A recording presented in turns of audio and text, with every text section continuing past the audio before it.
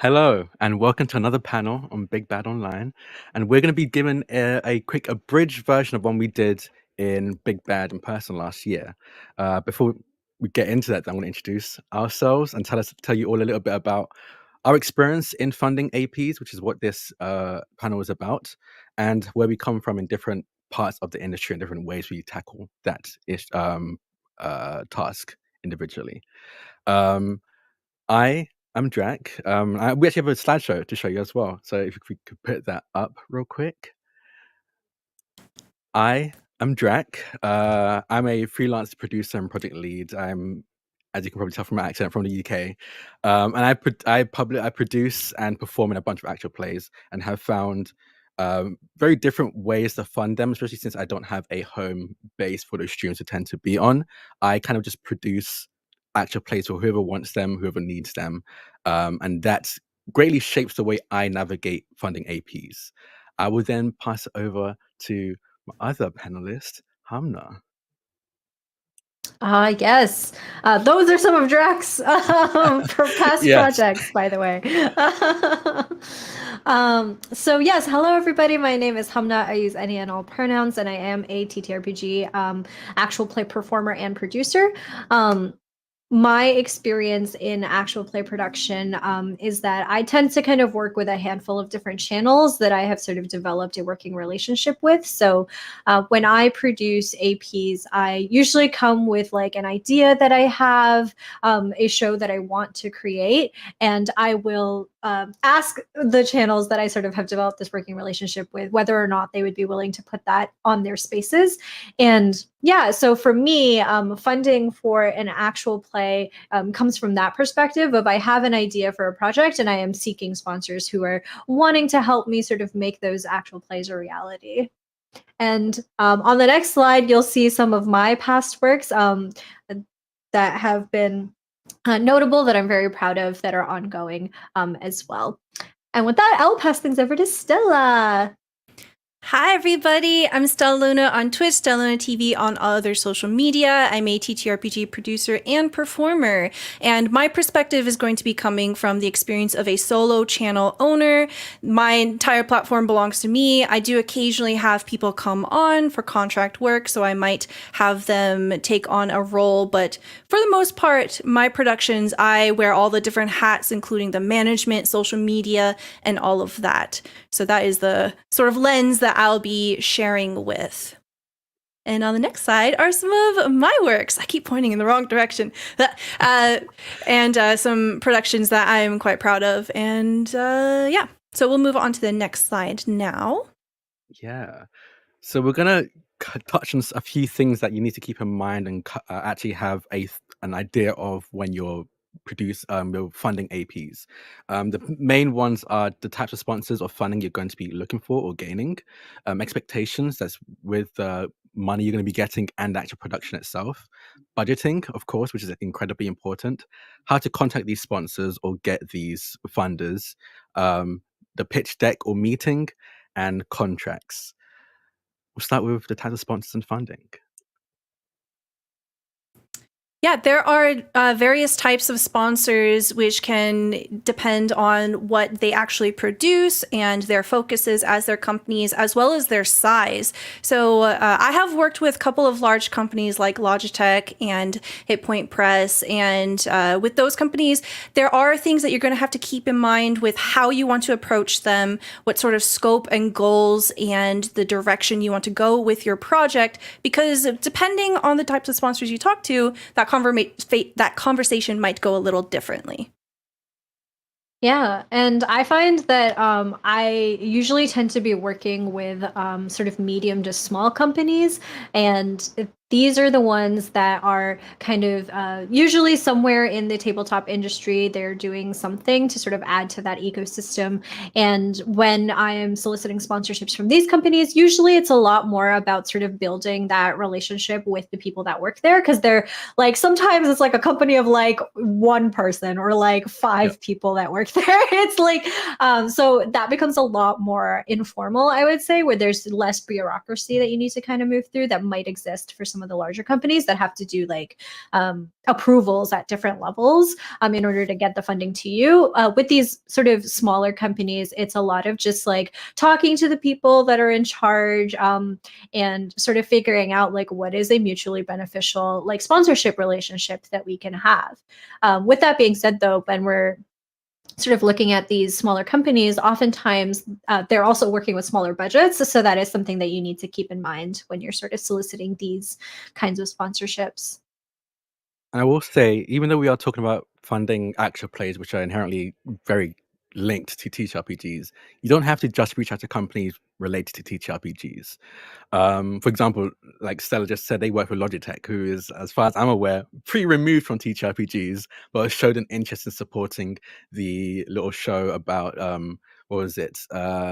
Roll for Insight, I think it was. Yeah, we did a project where it was basically the intersection between mental health awareness and TTRPGs. Some companies, even though they might not primarily be focused on TTRPGs, they might be trying to expand the definition of gaming or like finding intersection between, you know, real life things that could be involved, such as mental health, right? Yeah. Yeah. Even, No, go for it. I was gonna list another one. So we recently worked with Blackbird Revolt for I was Our Life literally After. just going to Yeah, talk exactly. about them. Yes. It was honestly thanks to Hamna. Hamna mentioned them, and then we reached out to them after. So honestly, Hamna, do you want to take it? And Yeah, I mean, I love Blackbird Revolt. It is a group that is based out of the US, and they are a like media production company. Basically, they offer like art and video production and things like that as services, primarily for like social movements. Like their goal is to change the world through art is kind of their mandate.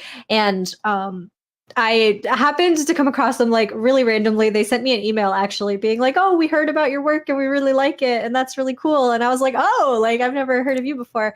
But I love working with Blackbird Revolt because it's sort of an example of a group that isn't at all related to tabletops at all, but kind of looking at like what is the impact of our art, what is the impact of the work that we do, and they really strongly believe that like art can be a vehicle for social change. So that's why they're interested in funding specific APs that sort of have those values at the forefront, you know, where we have marginalized voices that we're trying to uplift and trying to center in our stories and things like that. So they're really cool in my opinion to work with. I'll move on to Yeah. the next slide, because even no matter what company you reach out to, there are some things that you're going to want to let them know about your AP that you want them to help fund. Um, in my opinion, give them as much details as you can, especially in the initial reach out, so they know exactly what they're working with and what you want from them. But some of the main things you want to know, they would want to know is, why are you making this actual play in the first place? Is there a meaning behind it? Is there a theme or a mission for it when you do produce this actual play? And who are you trying to reach, and what does the company gain from it? Because no matter who you're reaching out to, the partnership needs to be mutually beneficial. So at the very least, keep those in mind when reaching out. We're going to go a little bit more in depth into what the initial reach out can look like and might include, but these are the absolute minimum it needs. Now we'll move on to expectations. Hamna, do you want to start off this one? Yeah. I think that the kind of front-loaded work that is necessary to do when you're trying to get funding for your actual play is to understand firstly, like, what are you even doing, right? What are you making? And that kind of ties into some of the questions that Drax just mentioned. It's important to set clear, very clear expectations for yourself, for everybody that's involved in the project, and for your sponsor. So what do you expect from your sponsors as well? And this is really helpful because if you can clearly communicate that to a potential sponsor, it makes sort of the conversation with them go a little bit easier. And I know Stella, for example, has a lot of experience with like Kickstarter campaigns. So I don't know if you want to talk about that a little bit. Yeah, absolutely. So the way that I go about getting my indies or APs funded is a little bit different from Hamna's, where Hamna has this idea and presents the idea to different sponsors. I kind of do the reverse, where I try to find sponsors that have projects that are budding, such as Kickstarters that are in the works, and I will try to cater to that and make a production that might benefit them. So with that, you have a different approach there where it's like, all right, hey, I have a group of people. I know that they would absolutely be passionate about this topic, this theme, this system, and I will outline what that looks like. Let's do a 3-shot. Let's do it during a specific time of the year, etc., like that. I'll say I'm a bit of a combination of Hamna and Seller in this regard. A lot of the projects I do is usually an idea that I or a friend of mine had, and they want to make a big production, and I'm going to help them do that. So I reach out to sponsors to make that a thing. But sometimes I also see, not necessarily Kickstarters, but I think the best example of one was with Demiplane, where I saw that the Vampire the Masquerade game was coming to their platform, and I said, hey, I can make a high production actual play to showcase how it's done on your platform. And they were very excited about it and said yes. So I think there is no right way or correct way to go about finding these sponsors, or no real good there's no perfect reason for doing these kind of shows. As long as it's something that you enjoy and doesn't harm anyone in the process, go ahead and do it. Yeah, we'll move on to the next slide. I do want to say, though, that I think one of the most important things is to find something that you are passionate about, because that passion will translate through, and that can be the ultimate factor that might tip a project into something someone might be interested in. Yeah. And I'll definitely say you'll need to be passionate about it, because another thing we might touch on a little bit is that depending on how big your production is, especially, and you probably think about this at the expectations point as well, depending on how big your production is going to be, the more money you might need. And the more money you might need, the more sponsors you might need to reach out to. And the success rate of getting sponsors from it is, you're going to reach out to a lot of people and get very few yeses. So you're going to need to be pretty passionate about what you're doing to go through the extra work and time to actually do that. This is kind of sort of like a type of sponsor conversation, but I think pertinent to what you're saying, Drac. So speaking as somebody who is currently in the production of a AP with a very large budget, as far as APs go, so for context, I don't mind sharing numbers. My budget for my AP currently is about $25,000 US, which is a lot of money for an AP currently. It's actually not a lot of money if you look at the budget breakdown, because we're paying people like good rates.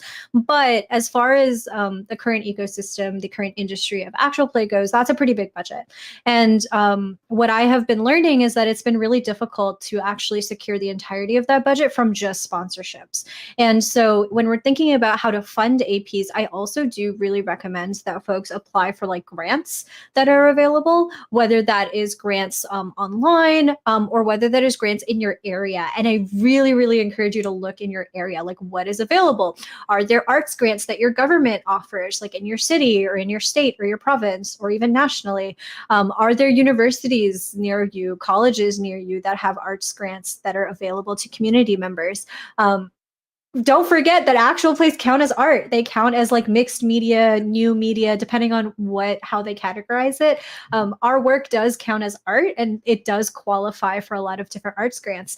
And so I encourage folks to apply for that because that can really, really help sort of finding that money to pay the people involved when sponsorships are starting to kind of become a little bit difficult to acquire. Yeah. That does kind of lead into the next part of thinking about how much things cost in the budgeting section.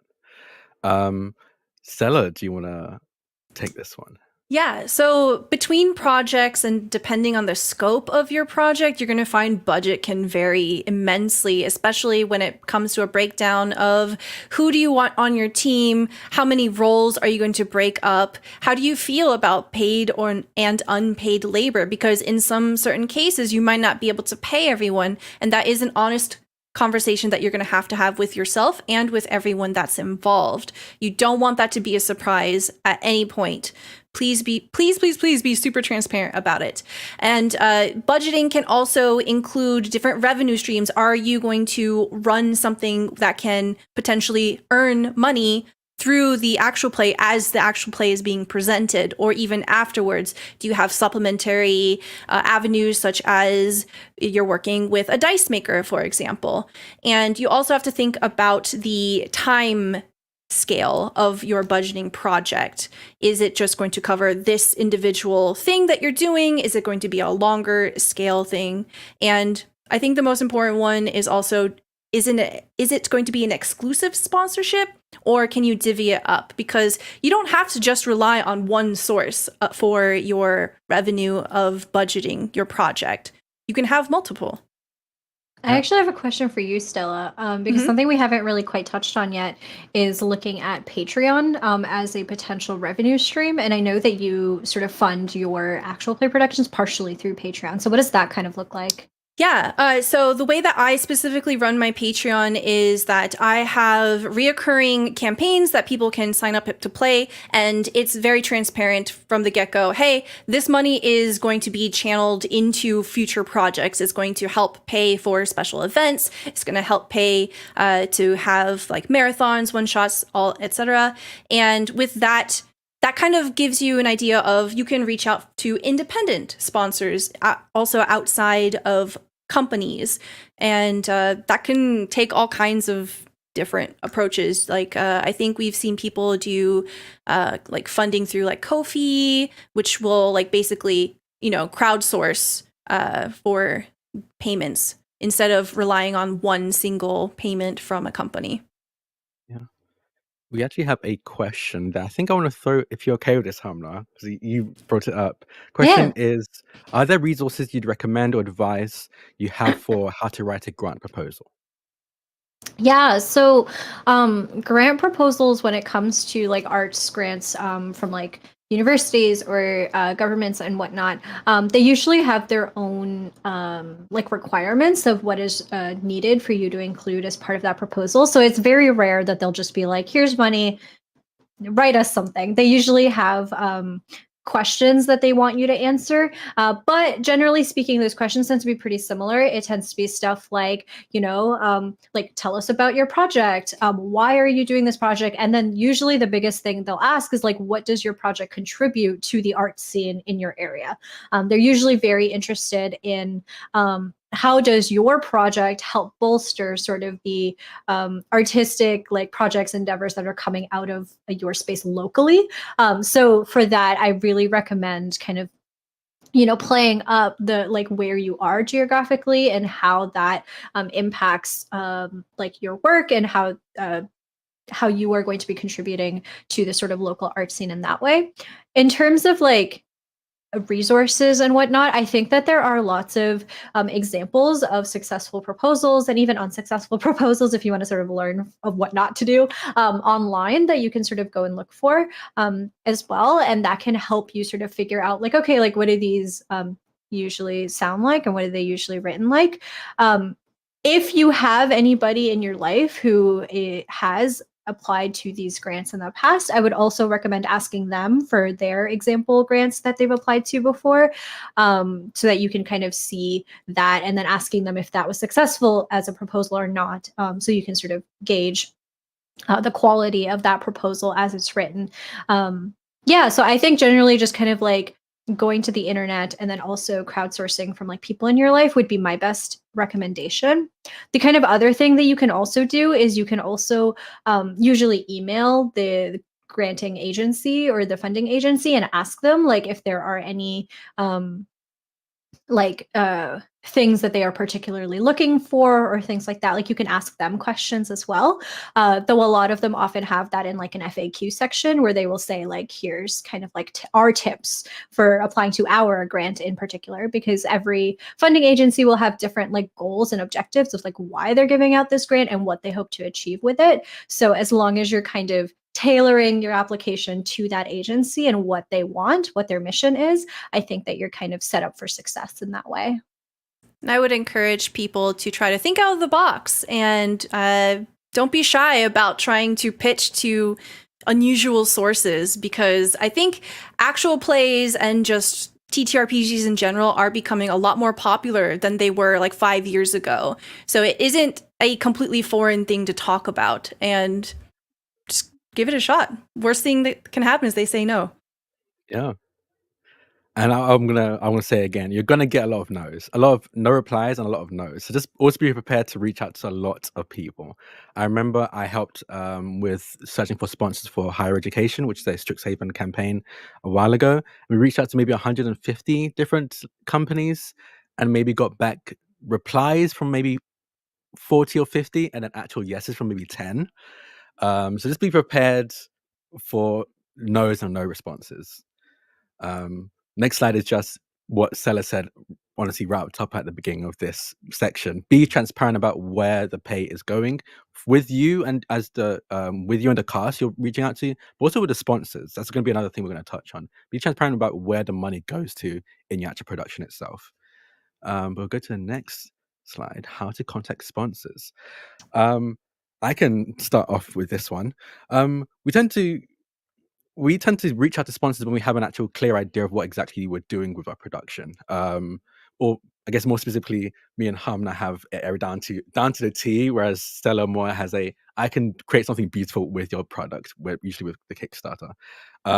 And the way this usually goes for all of us, regardless of which way we go about it, is we usually cold contact the sponsor.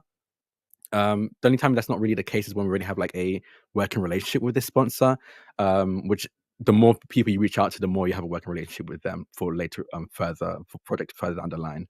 But included in that initial reach out, include as much information in there as you can. My philosophy is that give them enough information that they don't have to ask questions, but still keep it open for them to ask any more if they do. But again, the main things you need to include in that is who you are, a brief summary of the project itself, what exactly you want them to be putting their money, throwing the money at, a brief summary of what you're asking from them, because some people might be like, if you're not clear, they might give you product sponsorships, which is still a sponsorship, but it's very different to what you want, especially if you're trying to fund and pay people to play or edit or produce. Explain again why a partnership would be mutually beneficial. As much as we would love for people to just give us money, there has to be some benefit to them to have their name attached to your show, your production, and a link or copy of your pitch deck. I'm going to go a little bit more into the pitch deck later and what that can look like or include. But again, all the information they can possibly ask for, try and get that into that initial reach out, initial message. Yeah. And- At the same no. Go ahead. Go ahead. We gotta love the little dance. I was gonna say it is important to be very thorough in that first email, but I also want to encourage being succinct as well, because you have to remember that you are rolling up into somebody's email asking for money, and like they're gonna skim the email at best if we're being honest, right? And so you want to make sure that it's not so daunting for the person to get all of the information that they need to know at a quick glance. So you want to be as sort of like succinct as possible with that first email as well. And I always encourage in my emails personally for the potential sponsor to set up a meeting with me. So I will always say something like, if you have any questions, let me know. But also if you want to set up a meeting, like let's do that and let's talk. Because that way I find that for me anyway, it becomes a lot easier to secure a sponsorship once you've sort of had that face-to-face, well, online, virtual face-to-face contact with like the people behind a company. When there's sort of like a more personable aspect to it, it can be a lot easier to be like, oh yeah, we're both excited about the same stuff and like we want to see this project happen. And it can be a lot easier to show the sincerity and the passion that you are coming to this project with when you're able to sort of have that more organic conversation versus over email, where tone can be a little bit difficult to glean. Yeah, and I wanted to add on with what it might look like to try to build a working relationship, because that could be something that anyone can do at any point, but what that actually actionably looks like can differ. And it can be something as subtle as like just keeping up with the brand and the sponsor, just to see like what direction are they going with their products, what do they make. Being able to talk about what they make is a huge thing. It shows that you are invested in what they're doing and that you're not just here to like grab and run, right? Because ideally you want to build a working relationship that is going to transcend and go beyond just the one time, right? And with that, you are going to have to invest in interacting with their social media, keeping tabs on what they want to do. And that adds to the sincerity of trying to build a mutually beneficial relationship.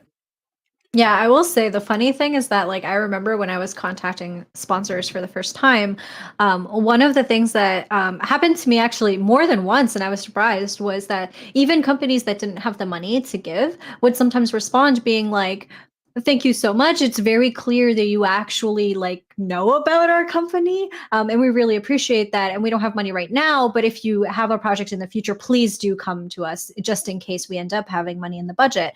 Which I was surprised because I wasn't expecting something as simple as just in the email demonstrating that I like knew about like what their company does and what they value and stuff like that.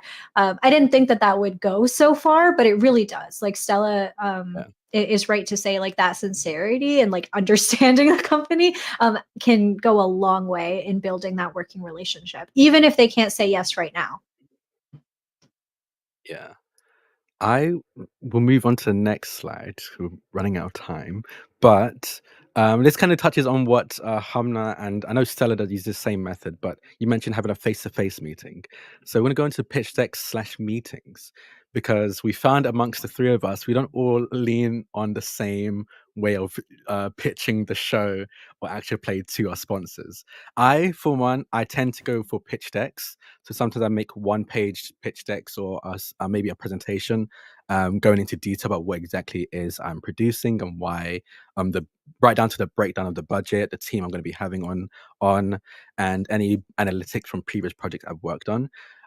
Those things I include seem, as far as I'm aware, are consistent with everyone else, but I believe Hamna and Stella. I'll go with Stella because I know Stella does consider a bit more. Stella, you have pitch meetings. You try to meet them face to face, right? Yes, either face to face or over a video call, just to be able to have that personable contact and also just to build a relationship, a professional relationship with the people that are behind the product, behind the brand as well. Yeah, I actually made my very first pitch deck like ever, like last week. I typically don't do that, and I think that probably leans more into just my approach as well, because I don't have a fully constructed project with like a vision of like what artistically it's going to look like in mind, right? So I think that kind of is why I might be a little bit different from my colleagues here. But the way that my pitch decks meetings generally look like is I'll have a cold email, I'll have bullet points, and I definitely word it more of like, let's chat. Let's have a video call whenever you're available. It can be short, just 30 minutes. Let's get to know each other, break the ice, and let's see if there's anything that I could give you, anything that you could give me, and work on this together. So I have a call to action and I say, let's chat, instead of like, maybe we can chat. And I really try to play that up and encourage them, because for me, from my past experiences, being able to have that conversation leads into more curiosity of what it is. They can ask questions, I can answer them in real time, and it can kind of save time instead of going back and forth with emails, which just doesn't work with my style. Yeah. Yeah, for me, I kind of do like I think a blended approach between Drac and Stella, because I know Drac you use like primarily email and pitch decks Yeah. to do your conversations. I kind of like to do a little bit of both if I can. So, because I differ from Stella in that if I'm approaching a sponsor, I'm approaching with like a fully formed idea. I know exactly what I want to do. I have all of the details laid out in terms of like, is this a podcast or video AP? How many episodes? Like, who is involved? What are the different roles? How much do I want to pay them?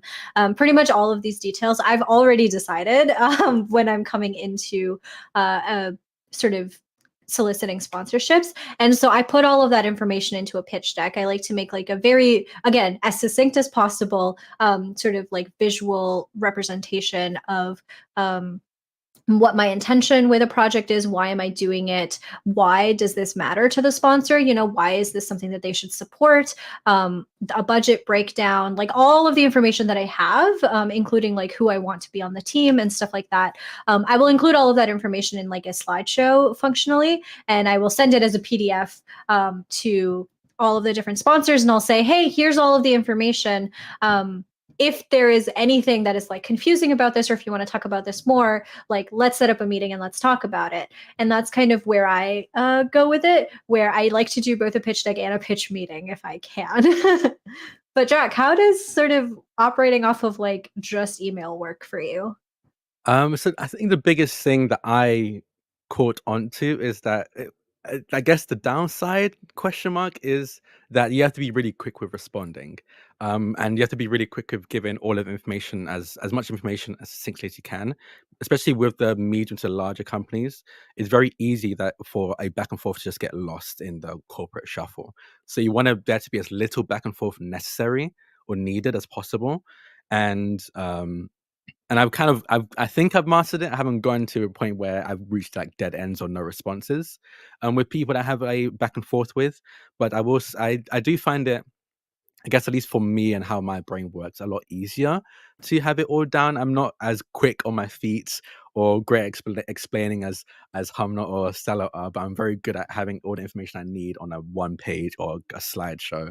And I haven't reached a point where they've asked any further questions from beyond just a slideshow or one pager itself. Um, and I find it's a lot easier to do that for the bigger companies as well, because they often don't have time to meet face to face. Especially if I'm just indie creator. I'm not Critical Role. I'm not Dimension 20. I don't have a big name behind me. So as far as they're concerned, I'm just a person asking for money. So they don't have time to like cut an hour or 30 minutes out of their schedule. So being able to just do it online, I think, at least for me, being able to do it through emails opened up a few more doors, because I'm not leaning on the need for them to make time for me beyond an email. I will say that on the piece about like emails and the no responses that you should be very comfortable with at this point Yeah. is that it's okay to follow up if you haven't heard from a company in a while. Like if it's been, I usually give it a couple weeks before I Yeah. send a follow up email. Well, I'll be like, hey, like just checking in if this is still something you're interested in. Because sometimes it's not that they're not interested, it's just that, like Drax said, the email just got lost because they have so many other things to deal with. And so sometimes it can be really helpful to send that follow up email. And I know it can be very like anxiety inducing to be like, am I being annoying? Am I like whatever?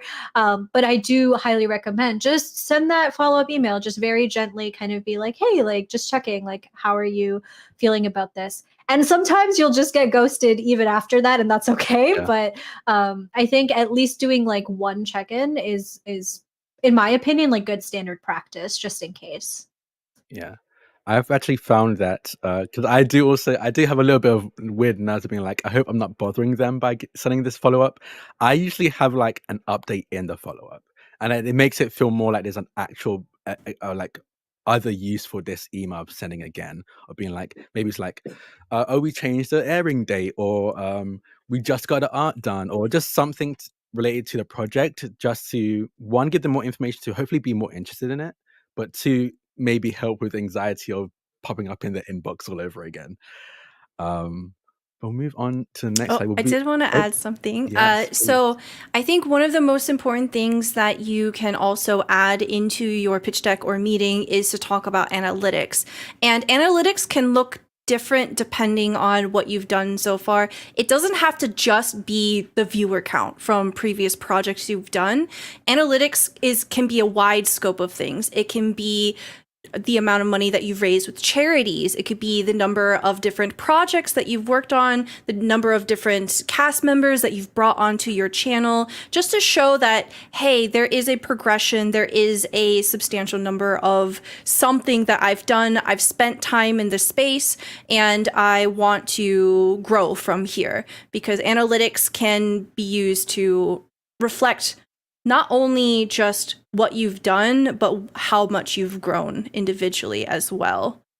Yeah. I will say on that note, a lot of like organic engagement with your past projects is also really great to show as a like analytic, in the sense of like if people are like really like engaged and like tweeting about your show, or they're making fan art or fan fiction about your previous shows, like that shows that people like what you do, right? And they Mhm. want to see more of it theoretically. So that can be really cool to show as part of like proof basically that you are somebody that can be trusted to make quality content or quality work.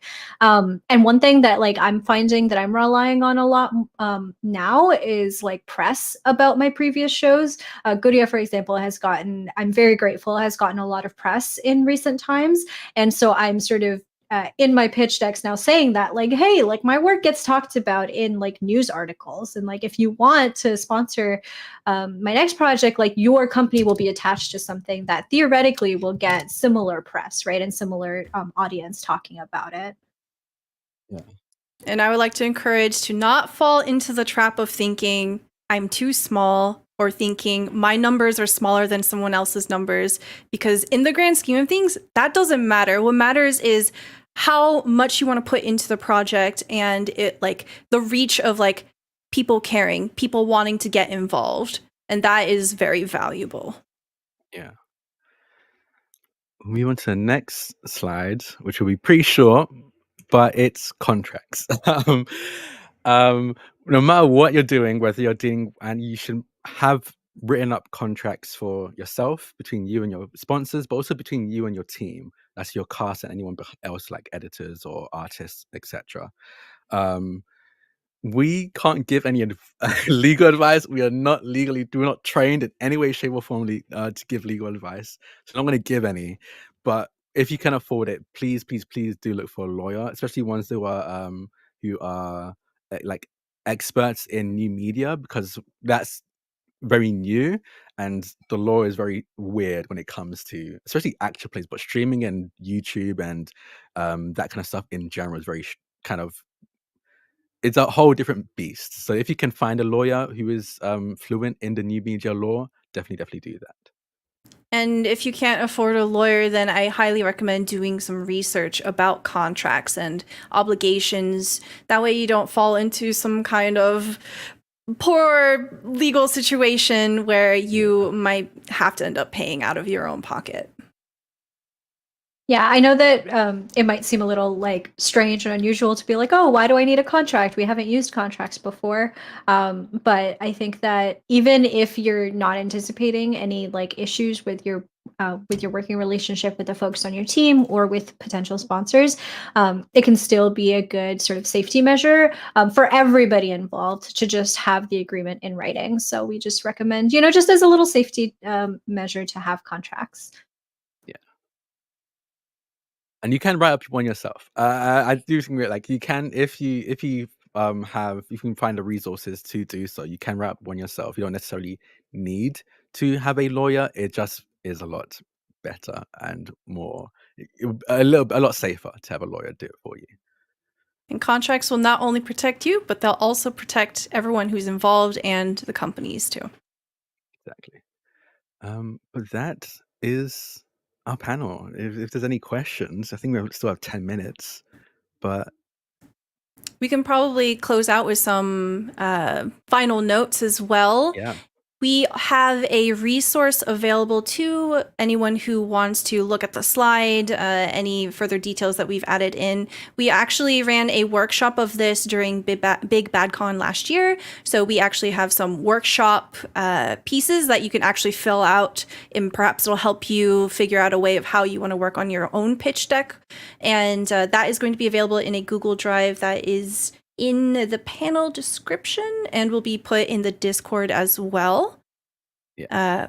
And this is actually part of another project that the three of us are working on. Hamna, why don't you tell us about that? Yeah, so the three of us, Drax, Stella, and myself, have partnered with Frivolous Bear Studios in order to create a free resource that sort of talks about everything that we have talked about during this panel, but in more detail and at more length. So we will be going over, all of our experiences and what we have learned about how to secure funding for TTRPG actual plays in a video format. And then we will also be creating a text document to accompany that to ensure that it is accessible. And that will be a resource that will be available for free over on Frivolous Bear Studios. So please keep an eye out on their socials and on our socials to hear a little bit more about when that is going to be coming out. Yeah. I would say for my closing note, don't be afraid to experiment and find out what works for you. The three of us have hopefully provided some insight of different approaches and different frameworks, but there is no one right way to do it. And I would encourage folks to try different things. And if it doesn't work, try something else. You don't have to stick to one method. as you saw, we all have different approaches and have been able pretty successful in our production. So we figured it all out through trial and error, and we're hoping we'll get some of the errors out of your attempts, but you will run into some hurdles that you might have to get over on your own, in your own ways, in your own methods. But don't give up. It's going to be, whatever you create is going to be well worth it. I can guarantee that. And then I think my sort of like takeaway, last closing thought that I have is that it's important to remember that in terms of professionalizing, the actual play industry is actually quite new. And there aren't really standards that have been set yet for pretty much any part of the industry at all, but especially not for paying and for what creating a sustainable actual play professional industry looks like. And so I think this is a great time for us as people within that space to be able to set those standards together, right? If we don't have to take bad labor practices from other industries, we don't have to take, low pay if we demand that that is not enough. And so I really, really encourage everybody to feel empowered and to feel confident enough to ask for what you think that you and your team is worth. And, at the end of the day, we are going to have to make compromises given the current state of the industry. But at the very least, I think it is important for us to be setting those expectations and to, when we can, to push back and say, like, no, actually, like, this is the amount of money that I think is the bare minimum that my team requires in order to be able to make this project. So that would be kind of my last thought. Yeah, I would add on to that too. It can feel really bad to reject a company. I almost went into a contract with an international company, but they essentially wanted work to be done, and I said, hey, I have a different proposal. This is actually a more meaningful way that you can help marginalized performers, help the TTRPG community by putting money directly into their pockets. Product is not necessarily for this specific project what I was looking for, and my intention is to get these people paid. And when they couldn't do that and they were trying to shift it in a different direction, I decided, I'm sorry, compromise is not going to work out here, and I had to reject them. It felt bad, but you really have to stick to your guns. Yeah. At the end of the day, the only person who's going to advocate for what you need is yourself. Yeah, literally, I will say, like, for Guria, I actually fought to have the budget doubled from what Roll originally offered for the one shot. I fought to have that budget doubled because I was doing the math and I was like, I don't feel comfortable paying my team the amount that like half of what I ended up paying everybody. And that worked. I made the case of, I said, thank you. Like, this is really great. I'd love to work with you. However, in order to ensure that everybody's getting paid a like fair amount, I would like to ask for like double this money. And thankfully they were very amenable to that, and Guria got made. So it works out. It's not always that you have to say like, sorry, that like this isn't it, right? If there's no other questions, thank you all so much for listening to our little panel about how to get your APs funded. I hope to see incredible APs from all of you. I know I'll be watching. I know Stella and Hamna will be too. Thank you all so much. Don't be shy to reach out. You can reach out to any of us on social media, Twitter. Send us emails if you have any questions. And don't be shy about asking your peers as well. Yeah, actually, that's another thing I'm gonna add on now. Be very we should be very transparent about how we do this kind of stuff. It's honestly kind of strange how behind the veil it always seems to be for most people. So if you can, please ask questions. If you know anything, please answer those questions, and we can be transparent about this thing. But yes, we can talk about quickly where we can find us. You can find me on Twitter and all social medias at Draconics. That's DRAKONIQUES. I'll throw it over to Hamna. Yes, hello everybody. Just as a reminder, my name is Hamna. I use any and all pronouns, and I am a TTRPG actual play performer and producer. You can find me all over the social medias at Lilith TTRPG, where I talk about all of the different projects I'm a part of. There are 2 APs that I'm on currently that are releasing, so you should go and watch and listen to them. And with that, I will pass things over to Stella. Hi, everyone. I'm Stella Luna on Twitch, Stella Luna TV on all other social media, including Twitter. Please feel free to reach out to me there. All of the different TTRPG things that I do, I'm primarily active on Twitter, and it's there that I'll do my casting calls. So if you ever want to do any of that, if you are interested in additional information, you can also consider hiring people as with a consultation as well, depending on the needs of your project. So please don't be shy about doing that as well. Thank you. I hope you enjoy the That's rest of Big Bad. Goodbye.